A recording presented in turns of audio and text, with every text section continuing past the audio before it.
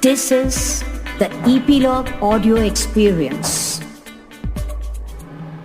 The views, thoughts, and opinions expressed are the host's own and do not represent the views, thoughts, and opinions of Epilogue Media Private Limited. The material and information presented here is for general information purposes and/or entertainment purposes only. Listener discretion advised. This is the story of a woman with fierce determination and strength. She was full of valor and courage, which made her an excellent queen and a sharp diplomat. This is the story of Queen Nzinga. Nzinga was born around 1583. Hers was not an easy birth. It is said that she was born with her umbilical cord around her neck. This, though, worked to her advantage in some ways. In Africa, it is believed that individuals who survived difficult births would grow up to be proud and powerful people. Legends even say that a wise village woman told Nzinga's mother that one day when her daughter grew up, she was going to be a queen. This was not a very far-fetched idea.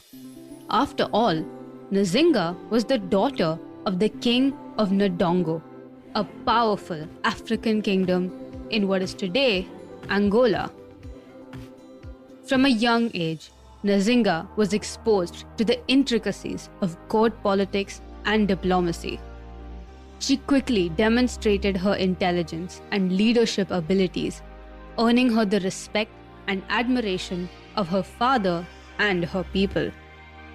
But she was not the heir to the throne. This meant that she posed no threat to the male heirs of the dynasty, and it allowed the king to freely give her affection without worrying about upsetting his more likely successors. As the princess, Nzinga underwent military training. She showed a great deal of skill when wielding a battle axe, which was the standard weapon of Ndongan warriors. She would also stand at her father's side and take part in a variety of official functions, such as military councils, legal councils, and significant rites. It was around this time that the Portuguese had reached Africa. So Nzinga also learned to read and write in Portuguese from visiting their missionaries. But her life was about to change drastically.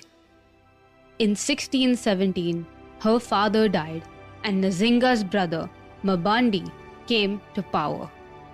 After taking the throne, he murdered all his contenders, including his half-brother and his family.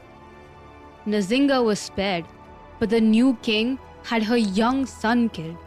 And if that wasn't enough, she and her two sisters were forcefully sterilized. It's probable that Nzinga was subjected to even harsher treatment due to a long-standing rivalry with her brother. And perhaps that's why she feared for her safety and fled the kingdom. But this was the era when slave trade began. The Portuguese had almost established a monopoly on the sources of slaves along the West African coast. But this supremacy was endangered by the French and the English in the late 16th century. This forced the Portuguese to seek new areas to exploit. By 1580, they had already developed trade ties with the neighboring Congo kingdom. After that, they headed south of the Congo towards Angola. In 1617, the Portuguese invaded Mabundu territory and built a fort and settlement at Luanda, the capital of Angola. Having consolidated his power, Mbandi kept up the fight against the Portuguese. But in 1622, the Portuguese invited him to a peace conference so that they could finally end the hostilities with Mabundu. But Ngola Mbandi was not a great king. He lacked military and conversational skills.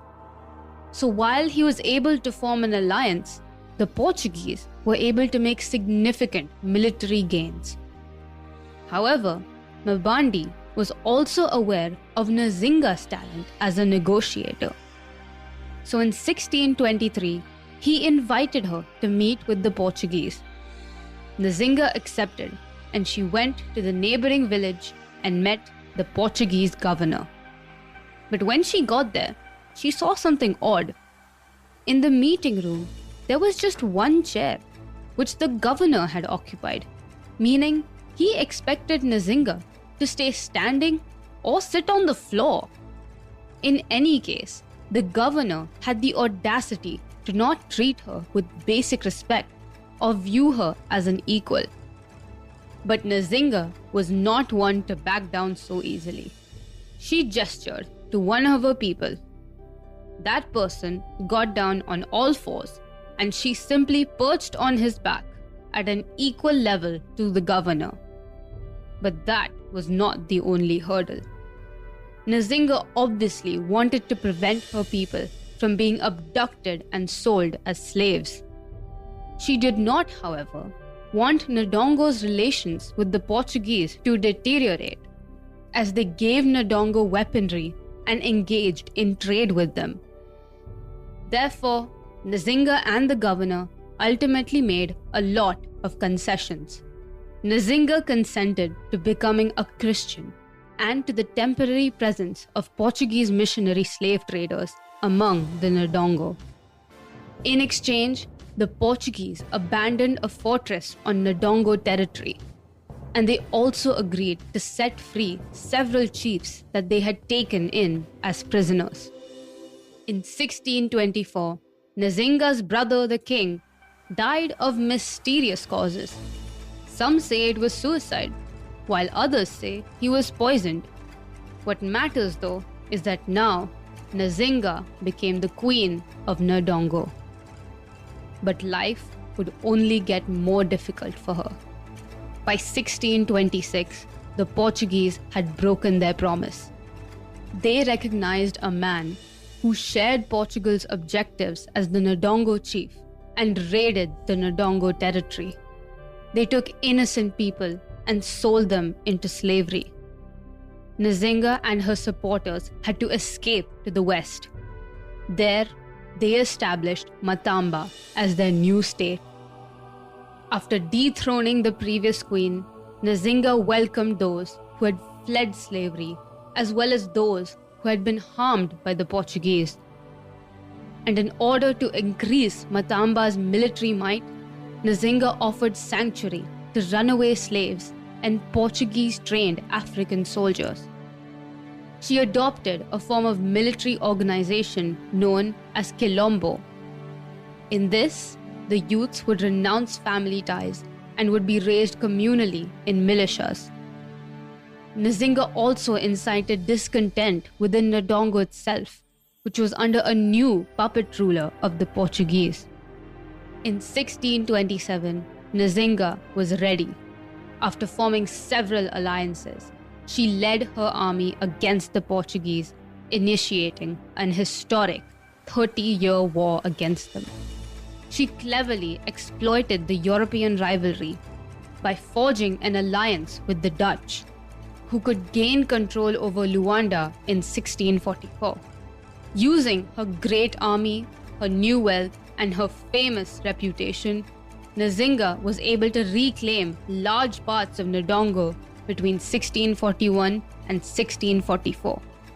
But despite these triumphs, the Dutch people's authority over Angola remained weak due to a lack of artillery and political fighting. So when the Portuguese invaded Luanda in 1648, the Dutch finally gave up and signed a peace treaty. They sailed for Europe, and once again, Nzinga and her forces had to retreat to Matamba. In contrast with previous decades, after 1648, Nzinga directed her energies towards blocking a Portuguese advance to gain more land, rather than attempting to retake Ndongan territory. Over the next 2 decades, Matamba became a well-established state that had an equal footing with European powers. But in October of 1663, Nzinga fell ill with a throat infection and became bedridden. By December of that year, the illness had progressed to her lungs. And on the 17th of December, early in the morning, Nzinga passed away in her sleep. After she died, her sister Kambu, also referred to as Barbara or Donna Barbara, took the throne. Queen Nzinga of Ndongo and Matamba still remains an iconic figure in African history. Her life and legacy stand as a testament to the enduring strength and resilience of African people in the face of colonialism and oppression. Her diplomatic skills, military leadership, and unwavering commitment to her people's freedom makes her a role model for generations to come. She is a reminder that even in the most challenging circumstances, we can rise to greatness and leave an unetched mark on history. With this, we reach the end of today's episode. We would love to know how the story of Queen Nzinga of Ndongo and Matamba has inspired you. Share your thoughts by connecting with us on our social media handle at Epilogue Media on Instagram, Twitter, and LinkedIn. For more stories of immaculate women who shattered glass ceilings, subscribe now to the Women in History podcast.